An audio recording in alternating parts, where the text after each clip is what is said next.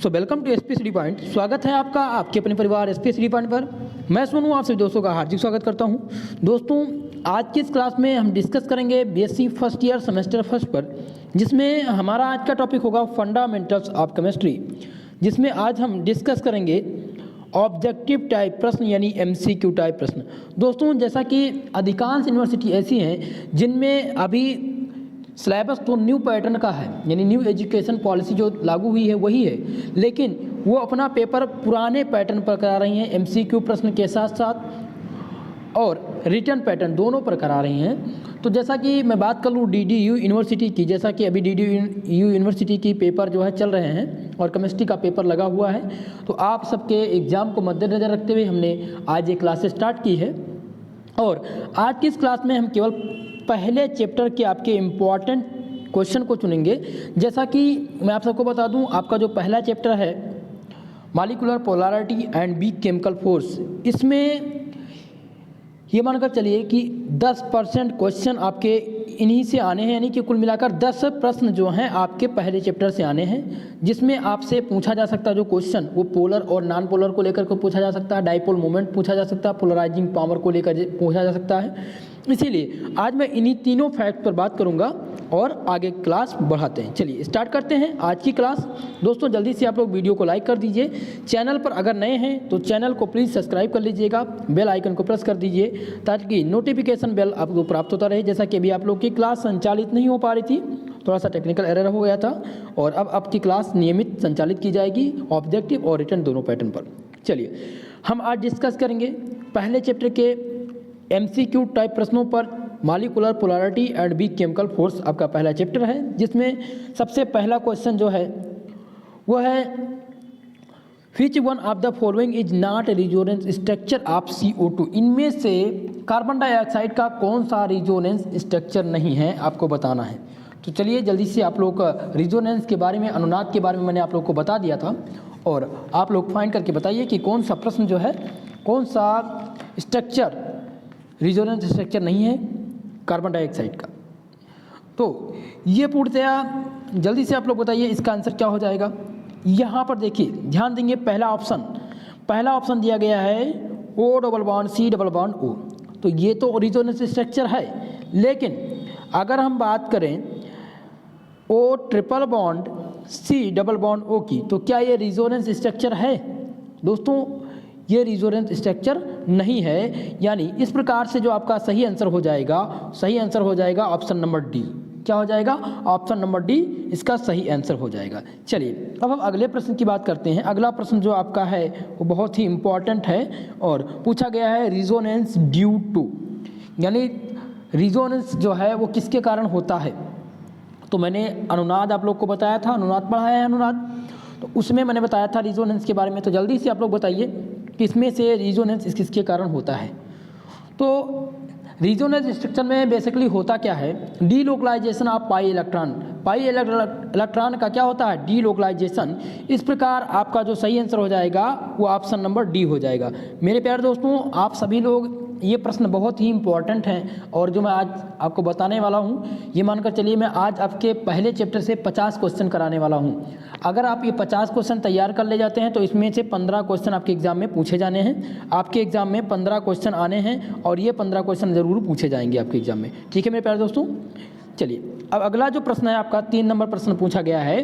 तो 3 नंबर प्रश्न आपसे क्या पूछा गया है, जल्दी से आप लोग बताइए 3 नंबर प्रश्न क्या पूछा गया है।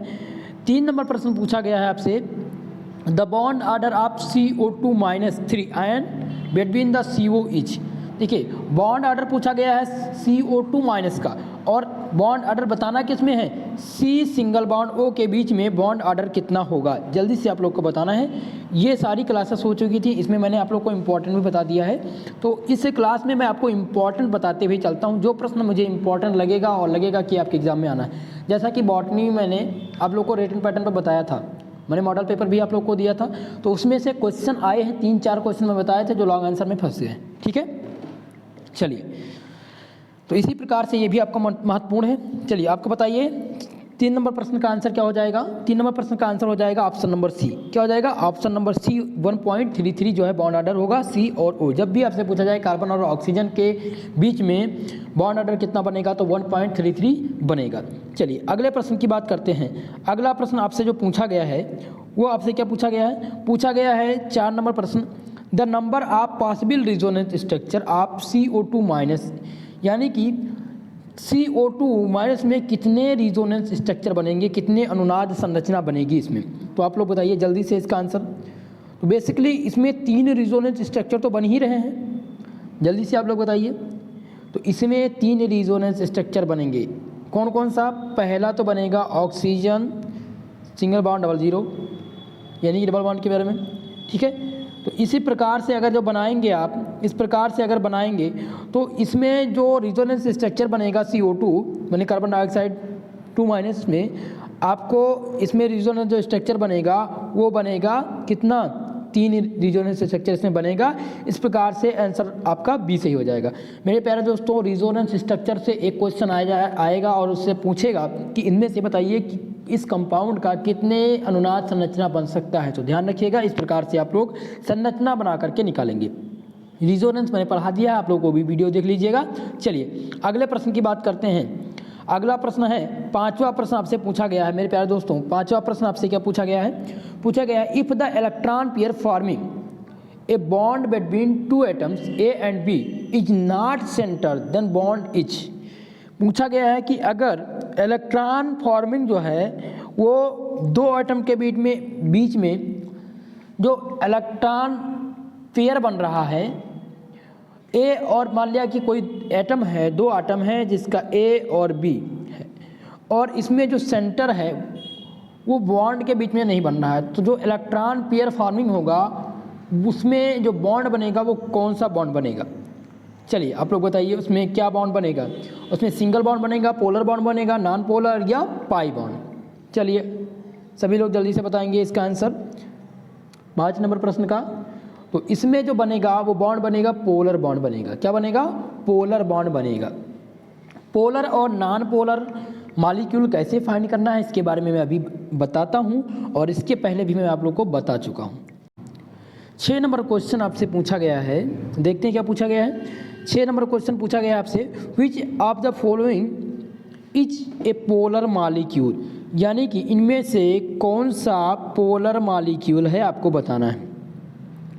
तो पोलर और नॉन पोलर कैसे आपको फाइंड करना है कि कौन सा पोलर है और कौन सा नॉन पोलर है। इसके लिए मैंने आपको फार्मूला बताया था कि जब एटम के बीच में इलेक्ट्रोनेगेटिविटी का डिफरेंस हो, इलेक्ट्रोनेगेटिविटी का क्या हो? डिफरेंस पाया जाए, और दोनों के बीच पोल बन जाए, यानी कि एक पॉजिटिव और एक निगेटिव, तब वो पोलर और नॉन पोलर फाइंड होंगे।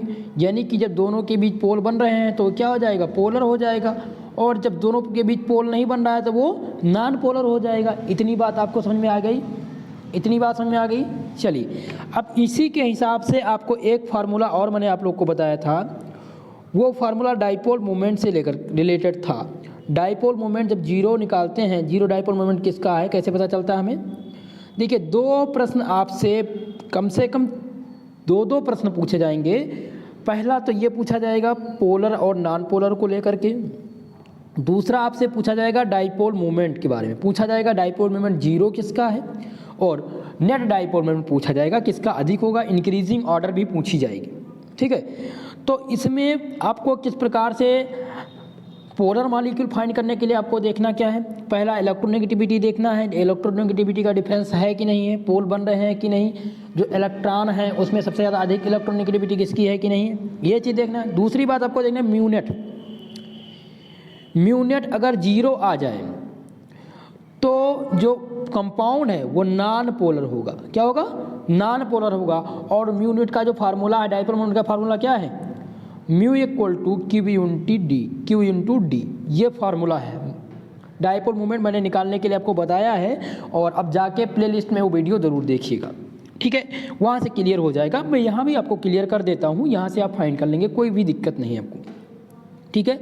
तो जब भी म्यू नेट की वैल्यू 0 आएगी तो जो कंपाउंड होगा पूर्णतया नॉन पोलर होगा और उसमें जो डाइपोल मोमेंट पाया जाएगा वो किस प्रकार से पता चलेगा कि 0 है या नहीं, तो आप उसके लिए भी मैं आपको फार्मूला बताता हूँ। चलिए, डाइपोल मोमेंट में बताऊँगा।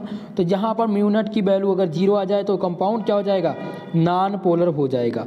तो अगर हम देखते हैं पहला XeF4, आपको इसमें और देखना है एक चीज़ देखना है कि सराउंडिंग एटम जो हैं वो सेम होने चाहिए, कंपाउंड के सराउंडिंग एटम जो हैं वो सेम होने चाहिए। तो XeF4 में चारों एटम जो हैं वो क्या है, सेम हैं और इसमें पोल भी बन रहा है, इसमें पोल नहीं बन रहा है XeF4 में, तो ये पूर्णतया नॉन पोलर हो जाएगा। BF3 में भी देखिए, BF3 यहाँ पर F, यहाँ पर F और यहाँ पर F, इन दोनों के बीच में इलेक्ट्रोनेगेटिविटी का डिफरेंस है, यहाँ भी इलेक्ट्रोनेगेटिविटी का डिफरेंस है, यहाँ भी इलेक्ट्रोनेगेटिविटी का डिफरेंस है, ठीक है। तो ये क्या हो जाएगा, पूर्णतया ये नॉन पोलर हो जाएगा। इसमें जो म्यू नेट की वैल्यू आएगी वो 0 आ जाएगी। SiF4 को चेक कर लेते हैं, इसमें भी नेट डाइपोल मोमेंट के 0 आएगी, नॉन पोलर, यानी SF4 जो है ये पूर्णतया क्या है, ये पोलर मॉलिक्यूल है। SF4 क्या है, पोलर मॉलिक्यूल है, यानी इस प्रकार से जो आपका सही आंसर हो जाएगा ऑप्शन नंबर सी हो जाएगा, ठीक है। चलिए अगले प्रश्न पढ़ते हैं। अगला प्रश्न पूछा गया 7 नंबर प्रश्न आपसे पूछा गया है, पूछा क्या गया है, the polar molecule among the following is, polar molecule पूछा गया है, इनमें से कौन सा मॉलिक्यूल जो है वो पोलर मॉलिक्यूल है, ठीक है। 7 नंबर प्रश्न का आंसर आप लोग करेंगे, 7 नंबर प्रश्न का आंसर आप लोग करेंगे कि इनमें से कौन सा मॉलिक्यूल पोलर है। तो सबसे पहले आपको देखना क्या है, CCl4 को, कार्बन टेट्राक्लोराइड को। तो इसमें जो म्यू नेट की वैल्यू आएगी वो 0 आएगी मेरे प्यारे दोस्तों। इसमें पोल भी बन रहा है, इसमें पोल भी बन रहा है। दूसरी बात, पोल बनेगा तो बनेगा ही, इलेक्ट्रोनेगेटिविटी का डिफरेंस भी है, लेकिन जो सराउंडिंग एटम है ये सेम है, तो ये पूर्णतया क्या हो जाएगा, ये नॉन पोलर हो जाएगा, ये पूर्णतया नॉन पोलर हो जाएगा। आपको ढूंढना क्या है, आपको इसमें पोलर मॉलिक्यूल देखना है कि इसमें से कौन सा पोलर मॉलिक्यूल है। तो इसके लिए आपको देखना क्या है, आपको CO2 के लेना। देखिए CO2 अगर ले लेते हैं तो carbon double bond O, double bond O। अब इसमें देखेंगे तो आपको यहाँ पर एक पोल बन रहा है, यहाँ पर भी एक पोल बन रहा है, यानी जो नेट डाइपोल मोमेंट हो जाएगा वो क्या हो जाएगा, वो 0 आएगा। इसमें नेट डाइपोल मोमेंट जो आएगा वो 0 आ जाएगा। तो ये पूरी तरह से सिमेट्रिक है, ये पूरी तरह से सिमेट्रिक है। तो जब सिमेट्रिक मॉलिक्यूल होंगे तो कंपाउंड नॉन पोलर होगा, क्या होगा, नॉन पोलर होगा। अब हम देखते हैं दूसरा कंपाउंड, दूसरा कंपाउंड क्या है, यानी कि CH2Cl2 और CH2CH2। तो ये तो पोलर, ये तो नॉन पोलर है ही है। इसमें आपको जो पोलर मिलेगा वो CH2Cl2 बनेगा, यानी कि जो आपका राइट आंसर हो जाएगा, वो राइट आंसर हो जाएगा ऑप्शन नंबर सी, ठीक है। इस प्रकार से 7 नंबर क्वेश्चन का आंसर सी हो जाएगा। देखिए इसी प्रकार से आपसे क्वेश्चन पूछा जाएगा पोलर और नॉन पोलर फाइंड करने के लिए, ठीक है। अभी हम डाइपोल मोमेंट के बारे में आप लोग को बताते हैं कि किस प्रकार से डाइपोल मोमेंट आपको फाइंड करना है और डाइपोल मोमेंट आखिर में होता क्या है, इन सब की जानकारी आप लोग को देंगे। 8 नंबर प्रश्न की बात करते हैं। अगर 8वां प्रश्न आपसे पूछा गया है which of the following has high polarising power. देखिए पोलराइजिंग पावर से भी क्वेश्चन पूछा जाएगा मेरे प्यारे दोस्त। इस पर मैंने आप लोग को बता भी दिया है, क्वेश्चन करा भी दिया गया है कि किसकी पोलराइजिंग पावर अधिक होगी। तो देखिए यहाँ पर मैग्नीशियम की Mg2+ की, तो इसकी जो है पोलराइजिंग पावर कम है, Na का भी कम है, Ca2+ का भी कम है। यहाँ पर एल्युमिनियम की पोलराइजिंग पावर सबसे अधिक होगी। इस प्रकार से आपका ऑप्शन नंबर बी सही हो जाएगा इस क्वेश्चन का। चलिए हम अगले प्रश्न की बात करते हैं। अगला प्रश्न है क्वेश्चन नंबर 9। क्वेश्चन नंबर 9 आपसे क्या पूछा गया है, पूछा गया polarisability of halide ion increasing in order. Halide ion का इंक्रीजिंग ऑर्डर बताना है पोलराइजेबिलिटी के सापेक्ष में, यानी पोलराइजिंग पावर के सापेक्ष में जो हाइलाइड होते हैं। हाइलाइड आयन कौन कौन से होते हैं, क्लोरीन, ब्रोमीन, आयोडीन, फ्लोरीन इत्यादि, ठीक है। ये हाइड्रोजन ग्रुप के तत्व हैं। तो इनको आपको बताना है कि हाइलाइड आयन जो होते हैं इनका इंक्रीजिंग ऑर्डर क्या होगा पोलराइजेबिलिटी के सापेक्ष में। चलिए आंसर करेंगे 9 नंबर प्रश्न का आप लोग। तो 9 नंबर प्रश्न का जो सही आंसर हो जाएगा वो हो जाएगा आपका सबसे पहले जो इसमें अधिक पोलराइजिंग पावर होगी वो फ्लोरीन में होगी, यानी फ्लोरीन में सबसे ज़्यादा इलेक्ट्रोनेगेटिविटी है। फ्लोरीन, फिर क्लोरीन, फिर ब्रोमीन और फिर आयोडीन। इस प्रकार का ऑप्शन नंबर डी सही दिख रहा है। ठीक है, तो आपसे अगर पोलराइजेबिलिटी पूछा जाता है हैलाइड आयन का, अगर इंक्रीजिंग ऑर्डर होगा तो सबसे पहले फ्लोरीन, क्लोरीन, ब्रोमीन, फिर आयोडीन। ठीक है, यानी right answer option number D हो जाएगा। चलिए अगले प्रश्न की बात करते हैं। पूछा गया चूज द करेक्ट स्टेटमेंट। आपसे पूछा गया है चूज द करेक्ट स्टेटमेंट, इनमें से सही ऑप्शन चुनिए। 10 नंबर प्रश्न है। ऑप्शन एक है anion polarization is more by highly charge ion. दूसरा है small cation has maximum capacity of polarize an ion. C नंबर है small anion has maximum polarizability none of these. 10 नंबर क्वेश्चन का जो करेक्ट आंसर हो जाएगा वो ऑप्शन नंबर ए हो जाएगा, यानी एनायन की जो पोलराइजेबिलिटी होगी वो अधिक होगी, यानी अधिक जिसके पास कैटायन चार्ज अधिक होगा उसकी पोलराइजेबिलिटी जो होगी वो अधिक होगी, यानी ऑप्शन नंबर ए इसका सही हो जाएगा। क्वेश्चन नंबर 11 है आईसीएल मॉलिक्यूल। आपको बताना है कि आईसीएल जो मॉलिक्यूल है, आयोडीन क्लोराइड जो मॉलिक्यूल है वो पूरी तरह से क्या है, वो मॉलिक्यूल क्या है आपको बताना है कि क्या वो प्योरली इलेक्ट्रोवैलेंट है या प्योरली कोवैलेंट है या पोलर या नेगेटिव आयन है या आयोडीन आयन है या पोलर विथ नेगेटिव और क्लोरीन आयन। आपको बताना है इसमें 4 ऑप्शन में से क्या सही हो जाएगा। चलिए ये बहुत ही महत्वपूर्ण प्रश्न है 11 नंबर, और आपसे पूछा भी जा सकता है आपके एग्जाम में। अगर ये नहीं पूछा जाएगा तो दूसरे टाइप के प्रश्न आपसे पूछे जा सकते हैं। चलिए 11 नंबर प्रश्न का आंसर आप लोग करेंगे। 11 नंबर प्रश्न का जो करेक्ट आंसर हो जाएगा ऑप्शन नंबर डी हो जाएगा polar with negative end on chlorine.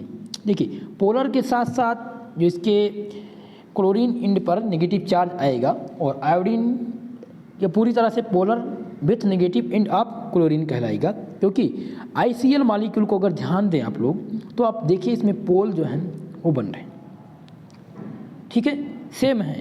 तो ये प्योरली क्या हो जाएगा, ये पोलर मॉलिक्यूल के साथ साथ निगेटिव इंड ऑफ क्लोरीन, यानी कि आपके ऑप्शन में अगर इस प्रकार से दिखे तो ऑप्शन नंबर आपका डी सही हो जाएगा। हम 12 नंबर प्रश्न की बात करते हैं। पूछा गया विच ऑफ द फॉलोइंग है जीरो डाइपोल मोमेंट। चलिए सबसे इम्पॉर्टेंट टॉपिक अब पहुंचा है और मैं यही आपको समझाने वाला हूं आज, और डाइपोल मोमेंट और पोलर और नॉन पोलर ये यहीं से क्लियर हो जाएंगे। इसमें पूछा गया है कि इनमें से किस कंपाउंड में जीरो डाइपोल मोमेंट पाया जाता है। जीरो डाइपोल मोमेंट आपको बताना है कि इनमें से किसके पास जीरो डाइपोल मोमेंट होगा। तो सबसे पहले आप ये जान लीजिए कि डाइपोल मोमेंट आखिर में होता क्या है। तो डाइपोल मोमेंट मेरे प्यारे दोस्तों हमें ये बताता है कि किसी भी कोवैलेंट बॉन्ड में कितना आयनिक कैरेक्टर है, यही हमें डाइपोल मोमेंट बताता है। और डाइपोल मोमेंट में हम बेसिकली फाइंड क्या करते हैं, डाइपोल मोमेंट में बेसिकली हम फाइंड करते हैं percentage of ionic character, percentage of ionic character with in A covalent compound. किसी भी कोवैलेंट कंपाउंड का हम आयनिक कैरेक्टर फाइंड करते हैं डाइपोल मोमेंट से, ठीक है। जैसा कि आपको पता है कि कोई भी बॉन्ड ना तो प्योरली कोवैलेंट होता है और ना ही आयनिक होता है, ठीक है। तो हमें डाइपोल मोमेंट अगर आपसे पूछा जाए कि डाइपोल मोमेंट आखिर क्या होता है, तो डाइपोल मोमेंट किसी भी कोवैलेंट कंपाउंड का आयनिक कैरेक्टर बताता है कि किसी कोवैलेंट कंपाउंड में कितना आयनिक कैरेक्टर है, यही बताता है। दूसरी बात हम फाइंड करते हैं परसेंटेज ऑफ आयनिक कैरेक्टर। क्या फाइंड करते हैं डाइपोल मोमेंट में, परसेंटेज ऑफ आयनिक कैरेक्टर, ठीक है। और एक रूल आपने पढ़ा था फजान रूल, फजान रूल इसका उल्टा बताता है, ठीक है। और हमें पता चलता है डाइपोल मोमेंट के बारे में कि किसी भी कोवैलेंट कंपाउंड में, डाइपोल मोमेंट से हमें ये पता चलता है कि किसी कोवैलेंट कंपाउंड में आयनिक जैसी चीज़ें हैं या नहीं, जैसे कि हम बात कर लें हाइड्रोजन फ्लोराइड, दो कंपाउंड ले लेते हैं, हाइड्रोजन फ्लोराइड और हाइड्रोजन। अब इसमें आपको बताना है कि इसमें कौन सा पोलर है और कौन सा नॉन पोलर। तो आप यहाँ से डेल प्लस यहाँ पर और डेल माइनस, तो इसमें इलेक्ट्रोनेगेटिविटी का डिफरेंस है, तो ये क्या हो जाएगा, ये कंपाउंड पोलर हो जाएगा। यहाँ पर इलेक्ट्रोनेगेटिविटी का डिफरेंस नहीं है तो ये क्या हो जाएगा, ये नॉन पोलर मॉलिक्यूल हो जाएगा। दूसरी बात आपको पोलर और नॉन पोलर के साथ साथ पता चली। दूसरी बात, जो डाइपोल मोमेंट होता है वो एक वेक्टर क्वांटिटी होता है। कभी कभी आपसे पूछ लिया जाता है डाइपोल मोमेंट कैसी क्वांटिटी है, तो डाइपोल मोमेंट जो है आपका वो वेक्टर क्वांटिटी है। वो क्या है, वेक्टर क्वांटिटी है, जिसे हम वेक्टर पी या वेक्टर म्यू से प्रदर्शित करते हैं, जिसे वेक्टर पी या वेक्टर म्यू से प्रदर्शित करते हैं। तो जो इसका फार्मूला होता है वो mu equal to Q into D होता है। अब यहाँ पर क्यू क्या है, क्यू है charge on any one atom, यानी कि मान लिया जाए यहाँ पर HCl दिया गया है, तो इन दोनों के charge of any one atom, इन दोनों में से किसी भी एटम का चार्ज, और डी जो है, डी क्या है, डी है इंटरन्यूक्लियर डिस्टेंस, यानी इन दोनों के बीच में डिस्टेंस कितना है। इन दोनों के आधार पर हम किसी भी मॉलिक्यूल का डाइपोल मोमेंट फाइंड करते हैं। ठीक है, तो इतनी बात आपको समझ में आई। पोलर और नॉन पोलर कैसे फाइंड करेंगे, इसका एक रूल और है। कभी कभी आपको जो मैंने आपको रूल बताया है फाइंड करने के लिए वो काम नहीं करता है, तो आपको एक रूल और लगाना पड़ेगा पोलर और नॉन पोलर फाइंड करने के लिए। वो कौन सा रूल है, देखिए पोलर और नॉन पोलर के लिए आपको एक रूल और देखना पड़ेगा, वो है म्यू नेट। जब म्यू नेट की वैल्यू 0 आ जाए और जब म्यू नेट की वैल्यू 0 ना आए, जब भी 0 आएगी तो ये जो कंपाउंड होगा वो नॉन पोलर होगा, और जब 0 नहीं आएगी तो वो कंपाउंड क्या होगा, पूर्णतया पोलर होगा। यानी कि म्यू नेट की वैल्यू अगर 0 आ जाए तो कंपाउंड नॉन पोलर होगा, अगर म्यू नेट की वैल्यू 0 ना आए तो वो पोलर मॉलिक्यूल होगा, यानी कंपाउंड पूर्णतया पोलर होगा। ठीक है, जैसे कि हम मान लेते हैं CO2 कार्बन डाइऑक्साइड ले लेते हैं और इसमें हम चेक करते हैं कि क्या इसमें म्यू नेट की वैल्यू 0 आती है। कैसे हम पता करते हैं कि ये पोलर है नॉन पोलर। यहाँ पर C double bond 0 double bond O। अब इसमें आपको देखना है यहाँ पर नेगेटिव चार्ज, यहाँ पर नेगेटिव चार्ज, यहाँ पर प्लस चार्ज, यहाँ पर प्लस चार्ज। देखिए अब यहाँ म्यू नेट की वैल्यू, यहाँ पर पोल बन रहा है ना, देखिए यहाँ पर भी एक पोल बन रहा है, यानी 2 पोल बन रहा है। तो म्यू नेट की वैल्यू क्या आ जाएगी, यहाँ पर 0 आ जाएगी, और जब 0 आ जाएगी तो ये कंपाउंड पूर्णतया क्या हो जाएगा, ये नॉन पोलर हो जाएगा। ठीक है, ये नॉन पोलर हो जाएगा। अब हमारा क्वेश्चन आपसे क्या पूछ रहा था, क्वेश्चन ये पूछ रहा है कि इनमें से 0 डाइपोल मोमेंट किसका है। तो 0 डाइपोल मोमेंट फाइंड करने के लिए आपको एक चीज़ याद रखनी होगी। ठीक है, 0 डाइपोल मोमेंट फाइंड करने के लिए आपको एक बात याद रखनी है, और आप लोग नोट कर लीजिए कि जब भी जो मॉलिक्यूल है जिसमें आपको देखना है, किसी भी मॉलिक्यूल को ले लीजिए, उसमें आपको एक चीज़ देखना है कि वो सिमेट्रिक होना चाहिए। क्या होना चाहिए, वो सिमेट्रिक होना चाहिए। साथ ही साथ जो उसमें एटम लगे हुए हैं वो सराउंडिंग एटम सेम होना चाहिए। सराउंडिंग एटम जो हैं वो क्या होना चाहिए, वो सेम होना चाहिए, सराउंडिंग एटम सेम होना चाहिए। और जब सराउंडिंग एटम सेम होंगे और एटम सिमेट्रिक होगा, और उसमें एक कंडीशन है, आपको ये ध्यान रखना है कि इसमें कोई भी लोन पेयर इलेक्ट्रॉन ना हो, तब वो कंपाउंड क्या होगा, उसमें 0 डाइपोल मोमेंट पाया जाएगा। उसमें क्या पाया जाएगा, 0 डाइपोल मोमेंट पाया जाएगा। जैसे कि हम देख लेते हैं BeCl2, BeCl2 में देख लेते हैं, या हम कार्बन डाइऑक्साइड को ले लेते हैं, या आपको C2H2 को ले लेते हैं। ठीक है, H2C2 को ले लेते हैं। तो इनमें आपको पता करना है कि कौन सा मॉलिक्यूल जीरो डाइपोल मोमेंट, इसमें जीरो डाइपोल मोमेंट कैसे मिलेगा। तो ये पूर्णतया इसमें देखिए भी हम एक स्ट्रक्चर को लेते हैं, कंप्लीट नहीं ले पाएंगे, एक एक को दिखा देते हैं आपको। जैसा कि मैंने ले लिया, जैसा कि मैंने यहाँ पर ले लिया BeCl2, तो इसका जो स्ट्रक्चर बनेगा वो इसी प्रकार से बनेगा Be, यहाँ पे Cl और यहाँ पर Cl, दोनों पे क्या देख रहे हैं आप, इलेक्ट्रोनेगेटिविटी का डिफरेंस देख रहे हैं, और नेट डाइपोल मोमेंट इसमें जीरो है। सराउंडिंग एटम दोनों तरफ क्या है, सेम है। जब भी आपको सराउंडिंग एटम सेम दिख जाए तो वो मॉलिक्यूल पूर्णतया उसमें जीरो डाइपोल मोमेंट होगा। ठीक है, इतनी बात आपको ध्यान रखनी है मेरे प्यारे दोस्तों। तो आप देखिए जल्दी से ऑप्शन में क्वेश्चन नंबर 12 आपसे पूछा गया था, विच ऑफ द फॉलोइंग है जीरो डाइपोल मोमेंट, इनमें से किसके पास जीरो डाइपोल मोमेंट होगा। 12 नंबर प्रश्न का आंसर आप लोग करिए जल्दी से। देखिए CIF में सराउंडिंग एटम सेम नहीं है, PCl3 में भी सराउंडिंग एटम सेम नहीं है, और CFCl3 में से सराउंडिंग एटम सेम नहीं। IF4 में देखिए इसमें सराउंडिंग एटम सेम हैं, यानी कि इसका आंसर क्या हो जाएगा, जल्दी से आप लोग बताइए।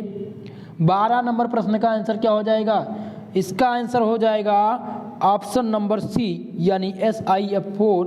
ये पूर्णतया नॉन पोलर मॉलिक्यूल है, और नॉन पोलर के साथ साथ ये क्या है, ये जीरो डाइपोल मोमेंट इसमें पाया जाता है। क्या पाया जाता है, जीरो डाइपोल मोमेंट इसमें पाया जाता है, और ये नॉन पोलर मॉलिक्यूल, ये नॉन पोलर है।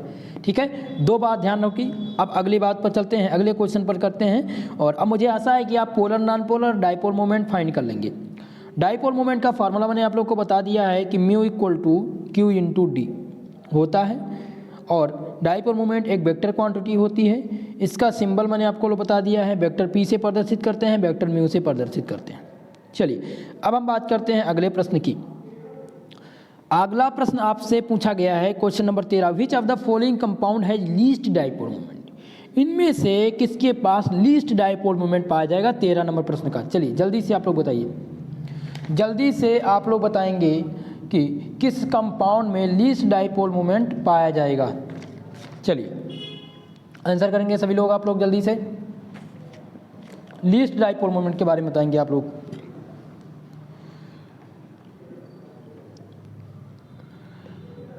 चलिए क्वेश्चन नंबर 13 का आंसर करेंगे, सभी का आंसर आना चाहिए। इसका आंसर हो जाएगा ऑप्शन नंबर डी। क्या हो जाएगा, ऑप्शन नंबर डी इसका सही हो जाएगा। BF3 में जो है वो लीस्ट डाइपोल मोमेंट पाया जाएगा। एक बात आप लोग को और कंफर्म करा देना चाहता हूं, और सभी लोग ध्यान से देखेंगे।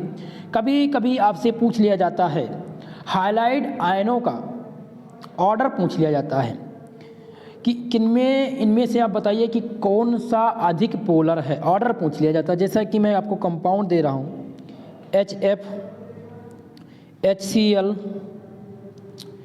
HBr और HI, इनमें से आपको बताना है इनका ऑर्डर अधिक, इनमें से अधिक पोलर कौन सा है। ठीक है, क्वेश्चन समझ गए आप लोग। इसमें आपको बताना है कि कौन सा सबसे ज़्यादा पोलर होगा। मैं आपको ऑप्शन दे देता हूँ। ऑप्शन ए है 1 2 3 4, या 4 3 2 1, ये बी ऑप्शन है। इनमें से आप बताइए कि अधिक पोलर कौन सा है, अधिक पोलर की दृष्टि से कौन सा ऑप्शन सही होगा। सबसे पहले क्या आएगा, पहला आपका ये है, पहला ऑप्शन अगर मान लिया जाए तो बात किया जाए HF 1 है, 2 3 और ये 4 ऑप्शन, ये चारों क्रम से दिए गए हैं। आपको बताना है कि इनमें से अधिक पोलर कौन सा है, अधिक पोलर का क्रम बताना है, अधिक पोलराइजेबिलिटी के आधार पर आपको बताना है। तो इसमें आपको देखना होगा कि सबसे पहले आपको किस आधार पर आप निर्णय लेंगे कि पोलर, अधिक पोलर है। तो आपको चार्ज के आधार पर ये निर्णय लेना होगा। किसके, चार्ज के आधार पर। तो आपको पता है कि फ्लोरीन मॉलिक्यूल की इलेक्ट्रोनेगेटिविटी अधिक है, इसका चार्ज अधिक है, और क्लोरीन का उससे कम, क्लोरीन का ब्रोमीन का उससे भी कम, और आयोडीन का ब्रोमीन से कम। तो चार्ज के आधार पर जो आपका ऑर्डर हो जाएगा वो हो जाएगा 1 2 3 और 4। ठीक है, जब 2 एटम हों तो अगर कोई भी 2 एटम हो तो उन्हें डायटॉमिक कहा जाता है, अगर 3 एटम हो तो उन्हें हम पॉलीएटॉमिक कहते हैं। ठीक है, इतनी बात आप ध्यान रखेंगे।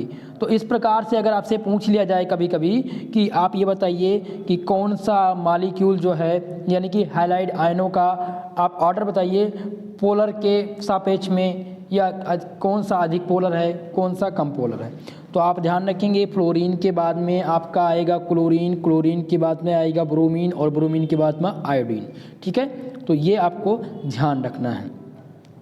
पोलराइजेबिलिटी भी इसी आधार पर आपको पता करनी होती है। पोलराइजेबिलिटी किस आयन की, हैलाइड आयन की पोलराइजेबिलिटी का इंक्रीजिंग ऑर्डर यही होता है। ठीक है, इंक्रीजिंग ऑर्डर इसी प्रकार से है, तो इतना चीज़ आप ध्यान रखेंगे। चलिए, आपसे जो क्वेश्चन आपसे पूछा जाने वाला है एग्ज़ाम में, क्वेश्चन आपसे पूछा जाएगा 4 क्वेश्चन, तो यहीं पर नोट कर लीजिए। पहला रिजोनेंस स्ट्रक्चर से एक प्रश्न आएंगे, दूसरा पोलर और नॉन पोलर से 2 प्रश्न, तीसरा डाइपोल मूवमेंट से 2 प्रश्न, चौथा पोलराइजिंग पावर से 2 प्रश्न। ठीक है, तो इस प्रकार के प्रश्न आपसे पूछे जा सकते हैं, तो इतनी बात आप ध्यान रखिएगा। और इन चीज़ों में कोई भी संदेह नहीं है, ये मैंने आप लोग को कन्फर्म बता दिया है और क्लियर कर दिया है। अगला प्रश्न आपका है 14 नंबर प्रश्न पूछा गया है, Pauling electronegativity value of element are use in predicting. आपको बताना है पॉलिंग के अनुसार जो इलेक्ट्रोनेगेटिव वैल्यू होती है किसी भी एलिमेंट की, वो हम किस प्रकार से आवर्त में यूज करते हैं।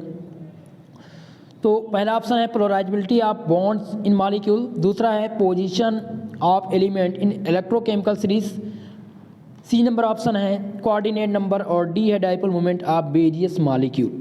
अब आपको बताना है कि कौन सा ऑप्शन सही होगा। तो 14 नंबर प्रश्न का आंसर करेंगे आप लोग मेरे प्यारे मित्रों। 14 नंबर प्रश्न का आंसर क्या हो जाएगा, इसका आंसर हो जाएगा option number A, polarity of bonds in molecule, यानी ऑप्शन नंबर ए सही हो जाएगा। अगले प्रश्न की बात किया जाए, अगर अगला प्रश्न अगर 15 नंबर पूछा गया है, in following which one have zero dipole moment. चलिए, अब सभी लोग इसका आंसर बताएंगे। जीरो डाइपोल मोमेंट आपको बताना है, और मैंने फाइंड कैसे करना है इसके लिए मैंने बता दिया आप लोगों को। किस प्रकार से आप डाइपोल मोमेंट फाइंड करेंगे। जीरो डाइपोल मोमेंट फाइंड करने के लिए सबसे पहले आप देखेंगे कि कंपाउंड पूर्णतः सिमेट्रिक होना चाहिए। दूसरी चीज़, सराउंडिंग एटम सेम होने चाहिए, सराउंडिंग एटम सेम होने चाहिए।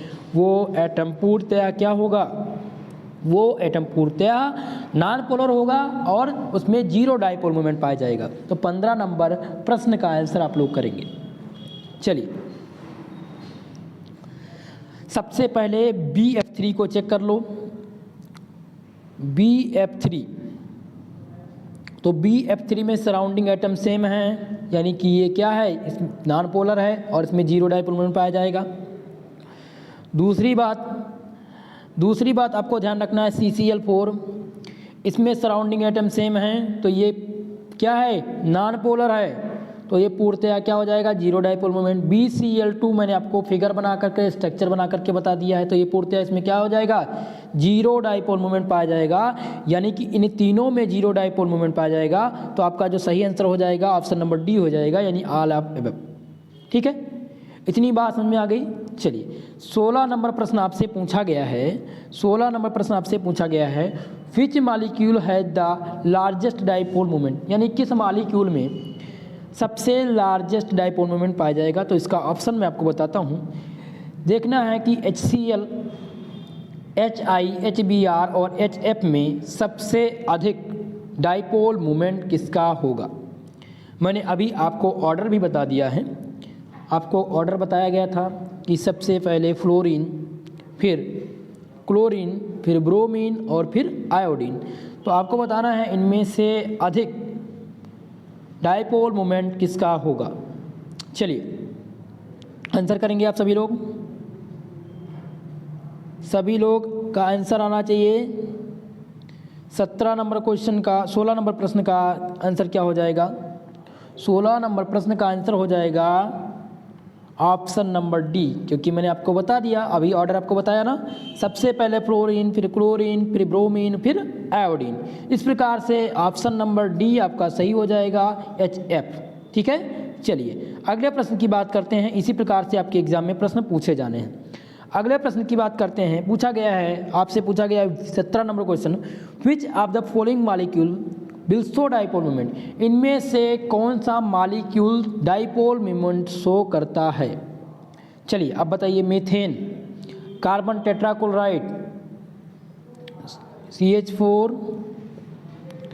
Carbon tetrachloride CCl4, chloroform CHCl3 और कार्बन डाइऑक्साइड CO2, इनमें से कौन सा मॉलिक्यूल डाइपोल मोमेंट शो करता है? आपको बताना है 17 नंबर प्रश्न का आंसर। बहुत ही इंपॉर्टेंट प्रश्न है, आपसे पूछा जाएगा कि विच of the following molecule will show dipole moment. चलिए सभी लोग बताएंगे इसका आंसर। तो डाइपोल मोमेंट कौन सा मॉलिक्यूल शो करता है? क्लोरोफॉर्म। यानी राइट आंसर क्या हो जाएगा इसका? सही आंसर हो जाएगा सी नंबर, क्लोरोफॉर्म जो है वो डाइपोल मोमेंट शो करता है। मीथेन डाइपोल मोमेंट शो करता है या नहीं, आप लोग बताइए। कार्बन टेट्राक्लोराइड शो करता है या नहीं? कार्बन टेट्राक्लोराइड की बात किया जाए, अगर हम कार्बन डाइऑक्साइड की बात करते हैं तो कार्बन डाइऑक्साइड में जो डाइपोल मोमेंट पाया जाता है वो क्या होता है? Zero dipole moment. Carbon tetrachloride में जीरो डाइपोल, मीथेन में जीरो। तो इस प्रकार से जो सही आंसर हो जाएगा वो आपका सी नंबर हो जाएगा, क्लोरोफॉर्म। अब हम 18 नंबर प्रश्न की बात करते हैं। 18 नंबर प्रश्न आपसे पूछा गया है, which of the following compound possesses the dipole moment. Which of the following compound possesses the dipole moment, इनमें से कौन से कंपाउंड पॉसिबल है डाइपोल मोमेंट के लिए, आपको बताना है। 18 नंबर प्रश्न का आंसर करेंगे आप लोग। बहुत ही इंपॉर्टेंट प्रश्न है और इसी टाइप के प्रश्न आपके एग्जाम में पूछे जाएंगे। मेरे प्यारे दोस्तों, आप लोग को अगर वीडियो पसंद आ रहा हो तो प्लीज़ वीडियो को लाइक कर दीजिए। चैनल पर अगर नए हैं तो चैनल को सब्सक्राइब जरूर करिएगा। चलिए 18 नंबर प्रश्न का आंसर जो हो जाएगा वो ऑप्शन नंबर ए हो जाएगा। क्या हो जाएगा? वाटर, यानी पानी। ऑप्शन नंबर ए इसका सही हो जाएगा। अब हम अगले प्रश्न की बात करते हैं। 19 number, zero dipole moment present in. Zero dipole moment किसमें पाया जाएगा? पानी में पाया जाएगा, NH3 में पाया जाएगा, सिस 1,2 डाई क्लोरोएथेन में, या ट्रांस 1,2 डाई क्लोरोएथेन में। जल्दी से बताएंगे आप। जीरो डाइपोल मोमेंट सबको बता दिया है निकालना। अब आप लोग बताएंगे 19 नंबर प्रश्न का आंसर। मेरे प्यारे दोस्तों, H2O में तो पाया नहीं जाएगा, NH3 में भी नहीं पाया जाएगा, सिस 1,2 डाई क्लोरोएथेन में भी नहीं पाया जाएगा। ये पाया जाएगा ट्रांस 1,2 डाई क्लोरोएथेन। ये प्रश्न बहुत इंपॉर्टेंट है, ये आपसे पूछा जा सकता है। हो सकता है आपके एग्जाम में ये प्रश्न आए और आपसे पूछा भी जाए, इतनी बात आप ध्यान रखेंगे। चलिए हम अगले प्रश्न की बात करते हैं। अगला प्रश्न आपसे पूछा गया, 20 नंबर प्रश्न पूछा गया, which are the following molecule does not possess the permanent dipole moment. किसके पास परमानेंट डाइपोल मोमेंट नहीं पाया जाता? आपको बताना है परमानेंट डाइपोल मोमेंट के बारे में पाया जाता। H2S, SO2, CH2 या SO3, इनमें से किसके पास परमानेंट डाइपोल मोमेंट नहीं पाया जाता है? चलिए जल्दी से बताएंगे आप 20 नंबर प्रश्न का आंसर। मेरे प्यारे दोस्तों, CH2 में परमानेंट डाइपोल मोमेंट नहीं पाया जाता है। इस प्रकार से आपका सी ऑप्शन सही हो जाएगा। हम बात करते हैं आपके 21 नंबर प्रश्न की। पूछा गया है नॉन पोलर सॉल्वेंट, इनमें से नॉन पोलर सॉल्वेंट कौन सा है? कार्बन टेट्राक्लोराइड, डाइमेथाइल सल्फाइड, या अमोनिया, या एथिल एल्कोहल। इनमें से कौन सा नॉन पोलर सॉल्वेंट है? 21 नंबर प्रश्न। पोलर और नॉन पोलर फाइंड करने के लिए मैंने आपको बता दिया है, तो आप लोग बता सकते हैं कि कौन सा नॉन पोलर। तो आपको दिख रहा है CCl4, कार्बन टेट्राक्लोराइड पूर्णतया क्या है? पूर्णतया ये नॉन पोलर मॉलिक्यूल है, यानी ऑप्शन नंबर बी सही हो जाएगा इसका। चलिए अगले प्रश्न की बात करते हैं। देखिए ये आपको दिया गया है न्यूमेरिकल, तो ये आपसे नहीं पूछा जाएगा, ठीक है। मैं आपको जो इम्पोर्टेंट है वही कराऊंगा। 25 नंबर क्वेश्चन को सॉल्व कराता हूं और ये आपसे पूछे जाने की संभावना है आपके एग्जाम में। 25 नंबर प्रश्न से पूछा गया है, select the compound from the following which dissolve in water. इनमें से वो कंपाउंड को चूज करो जो डिसॉल्व हो पानी में, पानी में आघुले या आबले हों। 25 नंबर प्रश्न का आंसर करेंगे आप लोग। चलिए मेरे प्यारे दोस्तों, CCl4 ये आबले है, CH2 ये भी आबले है, यानी कि कुछ अणु इसके रह जाते हैं। CHCl3 क्लोरोफॉर्म की बात किया जाए तो क्लोरोफॉर्म में वाटर की मात्रा पूरी तरह से पाई जाती है। दूसरा है C2H5OH एथिल एल्कोहल, ये डिसॉल्व है इन वाटर में, यानी कि यह पूर्णतया वाटर में डिसॉल्व व्यस्त हैं, यानी इसका जो आंसर हो जाएगा ऑप्शन नंबर डी सही हो जाएगा। ऑप्शन नंबर डी इसका सही आंसर हो जाएगा। ठीक है, बात किया जाए अगर 25 नंबर प्रश्न का, तो 25 नंबर प्रश्न का जो सही आंसर है वो ऑप्शन नंबर डी हो जाएगा। मेरे प्यारे दोस्तों, अगले प्रश्न की बात करते हैं। 26 नंबर प्रश्न की पूछा गया है, the reason for exponential high boiling point of water is. इनमें से आपको बताना है किसके हाई बॉइलिंग वाटर यानी पानी में, किसमें पानी में हाई बॉइलिंग पॉइंट किसका होगा। इट्स हाई स्पेसिफिक हीट के कारण जो होगा वो पानी में हाई बॉइलिंग पॉइंट पैदा करेगा, या हाई डाई इलेक्ट्रिक कांस्टेंट के कारण, या लो इनिजेशन ऑफ वाटर मॉलिक्यूल यानी पानी मॉलिक्यूल में वाटर मॉलिक्यूल में अधिक बॉइलिंग पॉइंट क्यों होता है, इसका कारण क्या है आपको बताना है। तो इसमें आपको देखना है कि क्या हाई स्पेसिफिक हीट के कारण होता है, कि क्या हाई डाई इलेक्ट्रिक कांस्टेंट के कारण होता है, या लो इनिजेशन एनर्जी के कारण होता है, या हाइड्रोजन बॉन्डिंग के कारण होता है। तो 26 नंबर प्रश्न का आंसर आप लोग करेंगे, बहुत ही इंपॉर्टेंट है। मुझे लगता है कि आप लोग को ये आंसर पता होगा। जब हाइड्रोजन बॉन्ड जिस दिन मैंने पढ़ाया था उसमें मैंने ये प्रश्न आपको बताया था। 26 नंबर प्रश्न का आंसर आप लोग करेंगे। मेरे प्यारे दोस्तों, 26 नंबर प्रश्न का सही आंसर जो हो जाएगा वो डी नंबर हो जाएगा।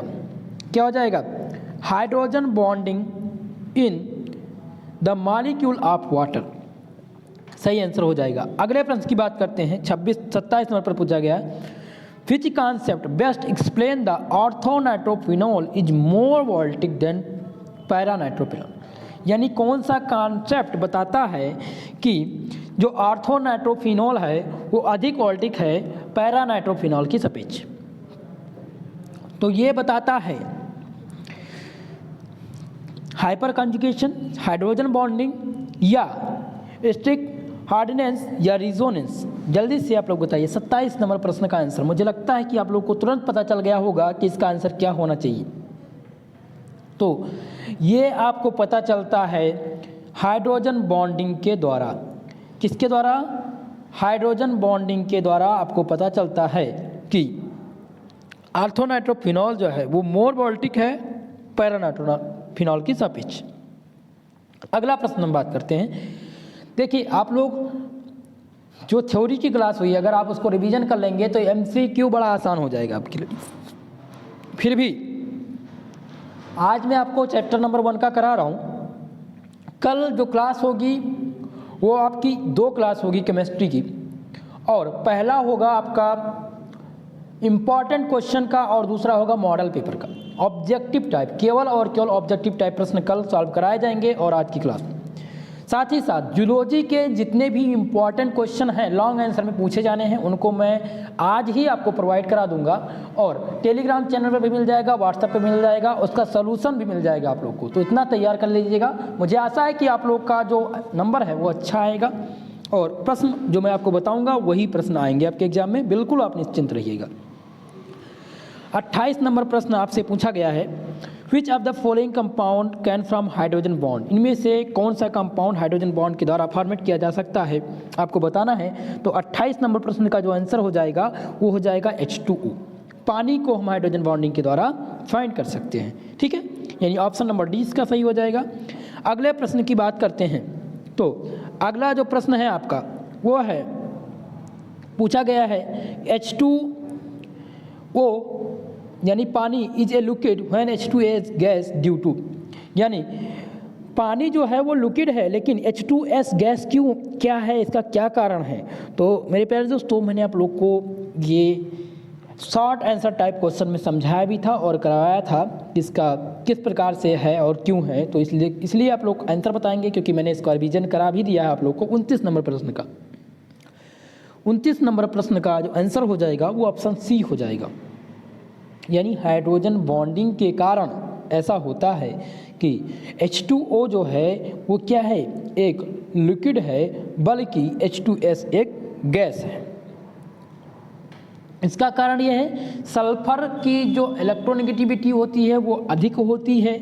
साथ ही साथ आपको इसमें ये देखने को मिलेगा कि जो इसमें इंट्रामॉलिक्यूलर फोर्स हैं वो कम लगते हैं, और इसमें इंट्रामॉलिक्यूलर फोर्स जो अधिक होंगे और इसमें van der Waals van der Waals bulb कार्य करता है, तो इसलिए ये गैस है और H2O एक क्या है, लिक्विड है। ठीक है, इस प्रकार से ऑप्शन नंबर सी इसका सही हो जाएगा। हम 30 नंबर प्रश्न की बात करते हैं। 30 नंबर प्रश्न में पूछा गया है water has high heat of vaporisation due to, पानी के पास अधिक हीट होता है किसके कारण, अधिक वाष्प घनत्व होता है किसके कारण, तो ये होता है हाइड्रोजन बॉन्डिंग के कारण। देखिए हाइड्रोजन बॉन्ड से 2 प्रश्न आने हैं, तो हाइड्रोजन बॉन्ड भी आप लोग तैयार करना है। ठीक है, तो इसलिए ऑप्शन नंबर 20 का सही हो जाएगा। 30 नंबर प्रश्न का जो आंसर होगा वो ऑप्शन नंबर बी हो जाएगा, हाइड्रोजन बॉन्डिंग। ठीक है, चलिए अगले प्रश्न की बात करते हैं। हम अगले प्रश्न की बात करते हैं। 31 नंबर प्रश्न जो आपसे पूछा गया है ये बहुत इंपॉर्टेंट नहीं है। अब चलते हैं, पूछते हैं 32 नंबर प्रश्न, देखते हैं क्या पूछा गया है। 32 नंबर प्रश्न थोड़ा सा इंपॉर्टेंट है, हो सकता है आपके एग्जाम में पूछ भी लिया जाए। और पूछा गया which one among the following does not have hydrogen bonds, यानी इनमें से किसके पास हाइड्रोजन बॉन्ड नहीं है, इनमें से किस मॉलिक्यूल के पास हाइड्रोजन बॉन्ड नहीं पाया जाएगा। चलिए जल्दी से आप लोग बता दीजिए, मुझे लगता है कि आप लोग तुरंत ढूंढ लेंगे कि किस में नहीं पाया जाएगा। 32 नंबर प्रश्न, तो इसका आंसर हो जाएगा ऑप्शन नंबर डी। क्या हो जाएगा, option number D, liquid HCl में हाइड्रोजन बॉन्ड नहीं फॉर्मेट होगा। 33 नंबर प्रश्न की बात करते हैं। पूछा गया है कि relativity high boiling point of hydrogen fluoride, यानी हाइड्रोजन फ्लोराइड की हाई बॉइलिंग पॉइंट होती है इस किसके कारण, तो ये होती है, जल्दी से आप लोग बताइए मेरे प्यारे दोस्तों, 33 नंबर प्रश्न का, तो ये होती है हाइड्रोजन बॉन्डिंग के कारण। इसका जो राइट आंसर हो जाएगा ऑप्शन नंबर ए हो जाएगा, हाइड्रोजन बॉन्डिंग।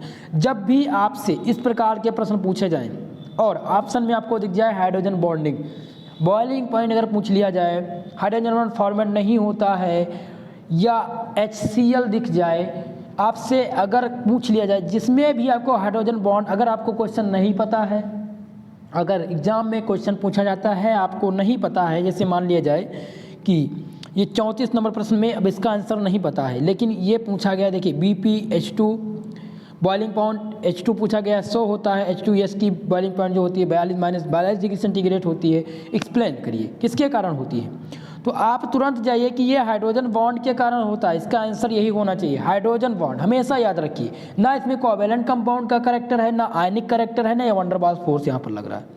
ठीक है, तो 34 नंबर जो प्रश्न है उसका आंसर क्या हो जाएगा, उसका सी आंसर हो जाएगा। तो इसी प्रकार से आपको एग्जाम में बताना है। ठीक है, तो 34 नंबर प्रश्न की बात किया जाएगा, तो अगर पूछा गया कि बॉइलिंग पॉइंट जो होता है हाइड्रोजन यानी पानी वाटर मॉलिक्यूल का कितना होता है, 100 डिग्री सेंटीग्रेड। अगर हम बात करें H2S की, तो इसका होता है -42 डिग्री सेंटीग्रेड। तो इसका कारण क्या है, इसका कारण है हाइड्रोजन बॉन्डिंग। ठीक है मेरे प्यारे दोस्तों, तो इतनी बात समझ में आ गई कि किस प्रकार से आप फाइंड करेंगे। तो इसका जो करेक्ट आंसर हो जाएगा वो ऑप्शन नंबर सी हो जाएगा। ठीक है, अब हम 35 नंबर प्रश्न की बात करते हैं। 35 नंबर प्रश्न में पूछा गया है in which of the following compound intramolecular hydrogen bond in present, यानी इनमें से किस कंपाउंड में इंट्रामॉलिक्यूलर हाइड्रोजन बॉन्ड पाए जाएंगे। 35 नंबर प्रश्न, हाइड्रोजन बॉन्ड मैंने आपको बता दिया है, पढ़ा दिया है, तो आप लोग थ्योरी की क्लास एक बार जरूर देखिएगा। एग्जाम से पहले आप अगर ये वीडियो देख के जाते हैं 10 प्रश्न आपको इसी से मिलने हैं, इसीलिए ये वीडियो बहुत ही इंपॉर्टेंट है आज की ये क्लास, तो आप लोग ये क्लास जरूर देखिए। 35 नंबर प्रश्न, इसका जो सही आंसर हो जाएगा वो क्या हो जाएगा, सैलिसिलिक एल्डिहाइड। सैलिसिलिक एल्डिहाइड जो है इसका करेक्ट आंसर हो जाएगा। यानी हम बात करें इसमें राइट आंसर की, तो 35 नंबर का जो सही आंसर है, 35 नंबर प्रश्न का सही आंसर हो जाएगा ऑप्शन नंबर सी हो जाएगा। चलिए 36 नंबर प्रश्न की बात करते हैं। पूछा गया विच of the following compound is liquid state does not have hydrogen bonding, यानी कि इनमें से कौन से कंपाउंड के पास जो होता है वो हाइड्रोजन, यानी कि in which of the following compound is liquid state, इनमें से कौन सा कंपाउंड जो है लिक्विड स्टेट में है लेकिन उसके पास हाइड्रोजन बॉन्ड नहीं पाया जाता है। कि लिक्विड स्टेट में भी है और हाइड्रोजन बॉन्डिंग भी नहीं है इसमें, तो आपको चूज करना पड़ेगा। जल्दी से फाइंड करिए आप लोग। तो इसका जो आंसर हो जाएगा 36 नंबर प्रश्न का, मेरे प्यारे दोस्तों जल्दी से आप लोग बताइए, इसका आंसर हो जाएगा option number D. Option number D इसका सही आंसर हो जाएगा C6H6 यानी बेंजीन। बेंजीन में बेंजीन में नहीं पाया जाएगा। ये लिक्विड तो है, लिक्विड स्टेट में तो है, लेकिन इसमें हाइड्रोजन बॉन्डिंग नहीं पाई जाएगी, ठीक है। और H2O में पाई जाएगी, HF में पाई जाएगी, NH3 में पाई जाएगी, लेकिन CH6 में नहीं पाई जाएगी, ठीक है। इसका राइट आंसर हो जाएगा ऑप्शन नंबर डी नंबर, ठीक है। चलिए अगले प्रश्न की बात करते हैं। 37 नंबर प्रश्न पूछा गया है, intramolecular hydrogen bond in present. Intramolecular bond जो है वो किसमें प्रेजेंट होता है? मुझे लगता है ऑप्शन आपको देख के बता देंगे। पहला है वाटर, दूसरा है ऑर्थो नाइट्रोफिनॉल, सी है पैरा नाइट्रोफिनॉल और डी नंबर है मिथाइल एमाइन। 37 नंबर प्रश्न का आंसर करेंगे, जल्दी से बताइए आप लोग।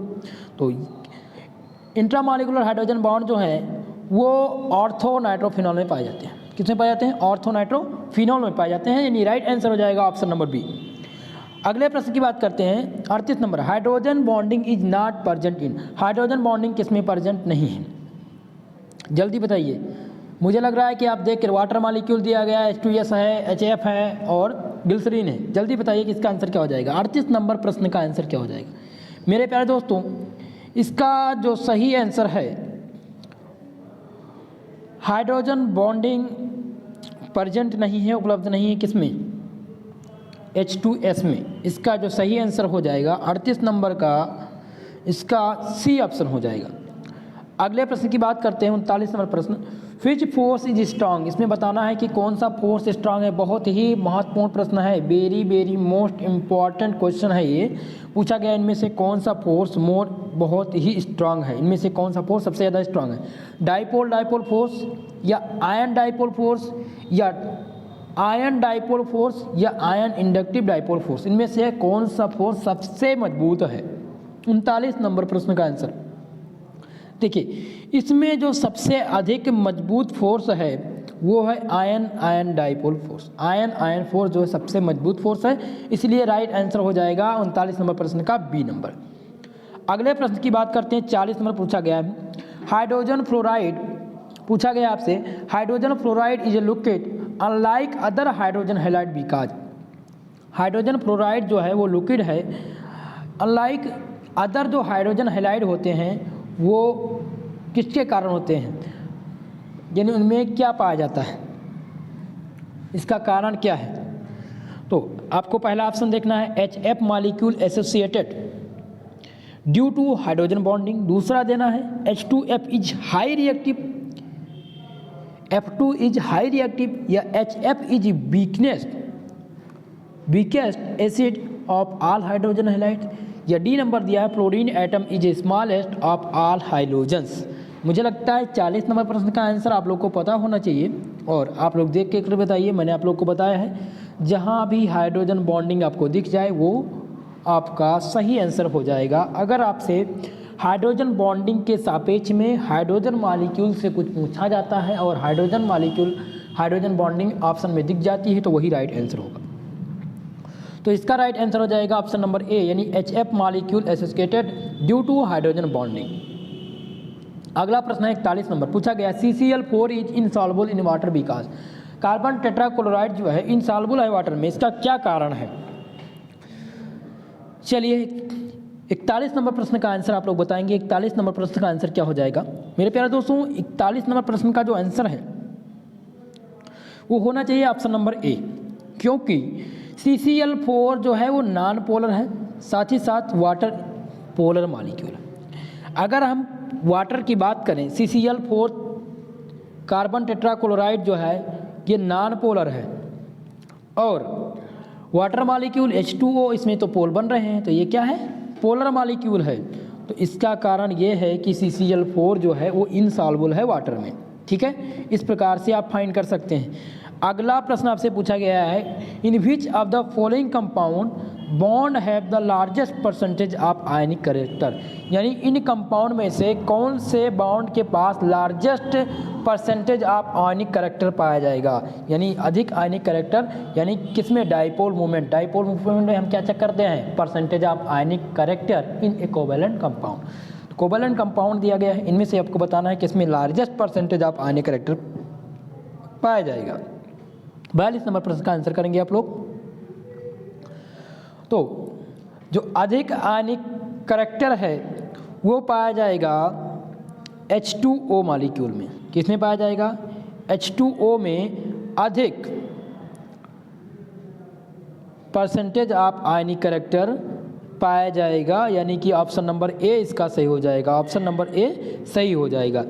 अगला प्रश्न हम देखते हैं। इसी प्रकार के प्रश्न आपसे एग्जाम में पूछे जा सकते हैं और इस प्रकार के प्रश्नों को आप लोग एक बार रिवीजन करके ही जाइएगा एग्जाम में, ठीक है।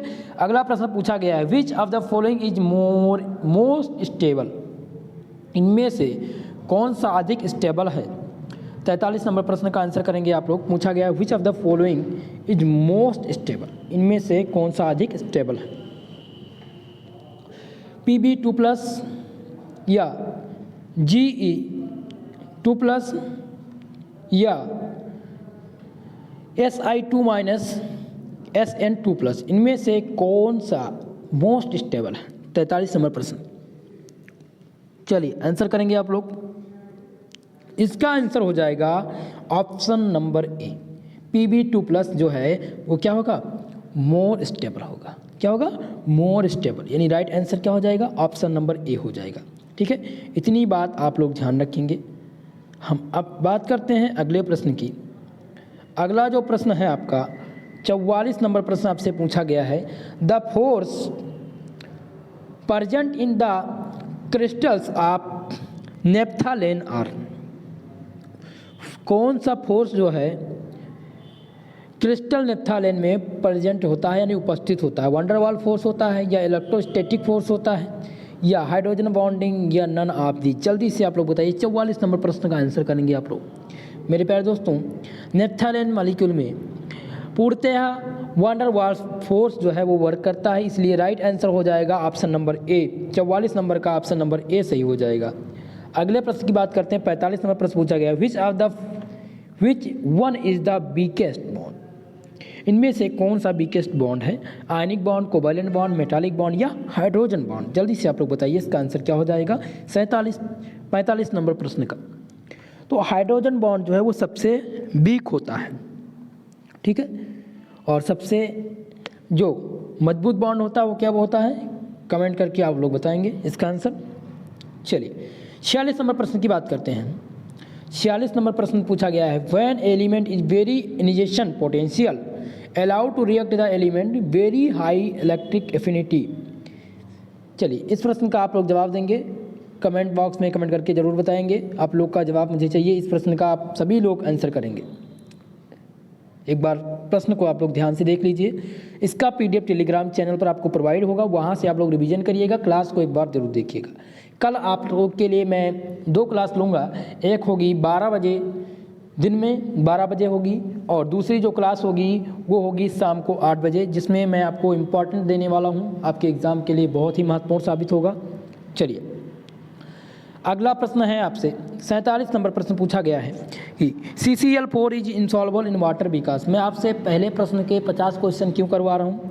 मैं इसलिए करवा रहा हूँ क्योंकि ये पहला जो चैप्टर है आपका बहुत ही महत्वपूर्ण है और इससे काफ़ी क्वेश्चन पूछे जाने हैं। CCl4 जो है इंसॉल्युबल है, इसका क्या कारण है मैंने आपको बताया था। CCl4 जो है वो नॉन पोलर है और वाटर जो है वो पोलर मॉलिक्यूल है, इसलिए सॉल्युबल नहीं है। इसका जो सही आंसर हो जाएगा ऑप्शन नंबर ए हो जाएगा। 48 नंबर प्रश्न की बात करते हैं। पूछा गया विच of the following molecule contain the 1 pair of non bonding electrons. इनमें से कौन सा मॉलिक्यूल जो है वो contain 1 pair non bonding electron contain करता है, आपको बताना है। तो 48 नंबर जो प्रश्न है उसका सही आंसर हो जाएगा ऑप्शन नंबर बी। क्या हो जाएगा? NH3 हो जाएगा, ठीक है। अगले प्रश्न की बात करते हैं।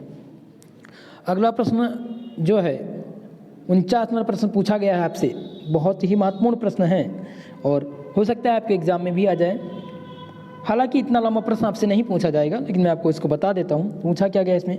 पूछा गया था charge size ratio of cation determines its polarising power, which one of the following sequence represent the increasing order of cationic space K+, C2+, Mg2+ और Be2+। यानी मैं आपको इस पोलराइजिंग पावर के आधार में इनका इंक्रीजिंग ऑर्डर बताना है और कैटायन स्पेसिफिक कैरेक्टर के बारे में भी आपको इसका ऑर्डर बताना है। तो इनमें आपको ऑर्डर कैसे पता चलेगा?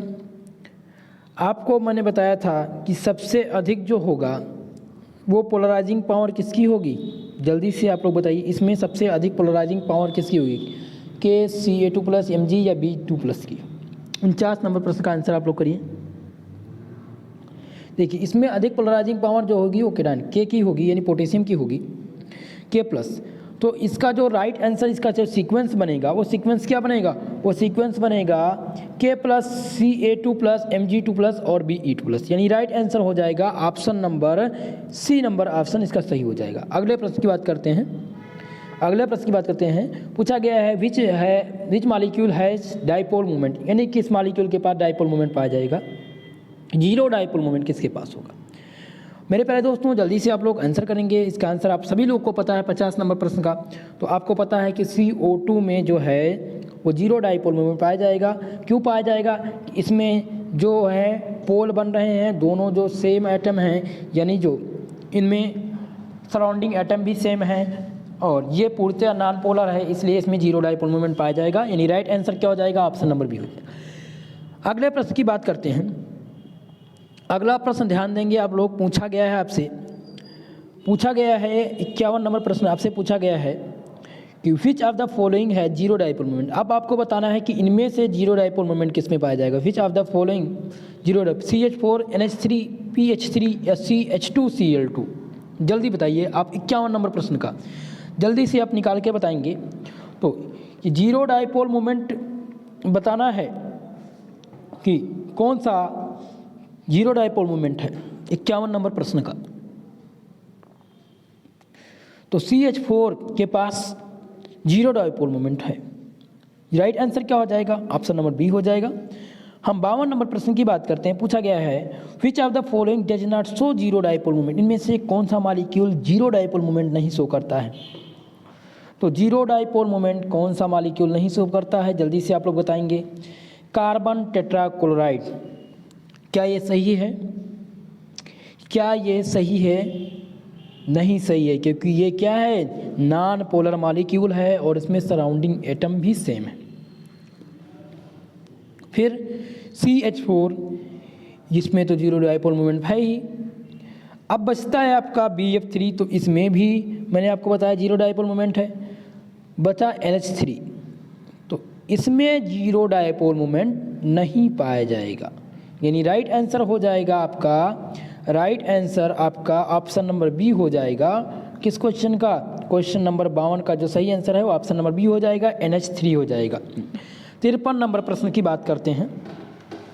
53 नंबर प्रश्न आपसे क्या पूछा गया है, 53 नंबर प्रश्न आपसे पूछा गया है which of the following molecule has the maximum dipole moment, किस मॉलिक्यूल के पास अधिकतम डाइपोल मोमेंट पाया जाएगा।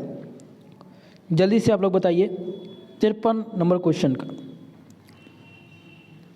इसका आंसर हो जाएगा NH3। NH3 मॉलिक्यूल में जो है वो मैक्सिमम डाइपोल मोमेंट पाया जाएगा, यानी राइट आंसर हो जाएगा ऑप्शन नंबर ए। मेरे प्यारे दोस्तों इसमें जो इम्पोर्टेंट प्रश्न थे वो मैंने आपको बता दिया, ठीक है। इसका PDF मैं आपको टेलीग्राम चैनल पर प्रोवाइड करा दूंगा। साथ ही साथ कल की क्लास में हम डिस्कस करेंगे। आज मैं आपको तैयार कर लेता हूं आपके प्रश्नों को, जो संभावित प्रश्न होंगे आप सभी के लिए और काफ़ी इंपॉर्टेंट भी होगा आप सबके लिए। मेरे प्यारे दोस्तों आप लोग को अगर वीडियो पसंद आया हो तो प्लीज़ एक बार वीडियो को लाइक कर दीजिए। चैनल पर अगर नए हैं तो चैनल को सब्सक्राइब जरूर करिएगा। मुझे आशा है कि ये PDF जो आपको मैं प्रोवाइड करा रहा हूँ आपके एग्ज़ाम के लिए काफ़ी मददगार होगा। साथ ही साथ आप पुरानी वीडियो देख लीजिएगा, MCQ की जितनी भी क्लास हुई है उन सबका रिवीजन कर लीजिए, उनमें से अधिकांश प्रश्न आपके एग्ज़ाम में पूछे जाने वाले हैं, ठीक है। तो इन सभी प्रश्नों को आप तैयार कर लीजिएगा। आपके एग्ज़ाम में इनऑर्गेनिक से बहुत ज़्यादा प्रश्न आने हैं, ठीक है। तो इनऑर्गेनिक का टॉपिक आप लोग कवर करिएगा और यहीं से आपके ऑब्जेक्टिव टाइप प्रश्न बनेंगे। 3 चैप्टर आपके इनऑर्गेनिक के हैं। पहला है molecular polarity and weak chemical forces, दूसरा आपका दूसरा चैप्टर जो है simple bonding theories of molecule और तीसरा है periodic properties of S and P block element. इन तीनों से बहुत ही प्रश्न आने हैं आपके। मानकर चलिए कि 25% क्वेश्चन यानी 25% जो MCQ आएंगे वो आपके इन्हीं चैप्टर से आएंगे। साथ ही साथ जो आपके क्वेश्चन पूछे जाने हैं, जिनका भी रिटन पैटर्न पर एग्ज़ाम होना है, उनके लिए मैं आपको प्रोवाइड करा रहा हूँ मॉडल पेपर। केमिस्ट्री का जो अधिकांश टॉपिक है मैंने डिस्कशन कर दिया है। कल की क्लास में तीसरे चैप्टर के जितने भी मोस्ट इम्पॉर्टेंट क्वेश्चन होंगे उनका डिस्कशन होगा। और कल मैं आपको ऑब्जेक्टिव टाइप यानी MCQ टाइप पैटर्न पर मॉडल पेपर प्रोवाइड करूंगा, जो आप सबके एग्जाम के लिए काफ़ी मददगार होगा। ठीक है मेरे प्यारे दोस्तों, आज की क्लास का समापन यहीं पर होता है। मिलते हैं अगली क्लास में, तब तक के लिए जय हिंद। अगर आपका कोई क्वेश्चन है, कोई डाउट है, तो आप लोग कॉल करके मुझसे कंफर्म कर सकते हैं, व्हाट्सएप पर मैसेज कर सकते हैं। नंबर मैंने आप लोग को बता दिया है, या अगर आपको नंबर नहीं पता है तो एक बार नंबर नोट कर सकते हैं। और जब भी आपको कोई दिक्कत हो तो आप ग्रुप में जुड़ने के लिए, व्हाट्सएप ग्रुप में जुड़ने के लिए आप लोग को कॉल करके नाम कन्फर्म कराना पड़ेगा। आप नंबर नोट कर सकते हैं 9984947535। आप कॉल करिए, अपना नाम बताइए और अपनी समस्या बताइए, आपकी समस्या का समाधान पूर्णतः हो जाएगा। ठीक है मेरे प्यारे दोस्तों, मिलते हैं अगली क्लास में, तब तक के लिए जय हिंद।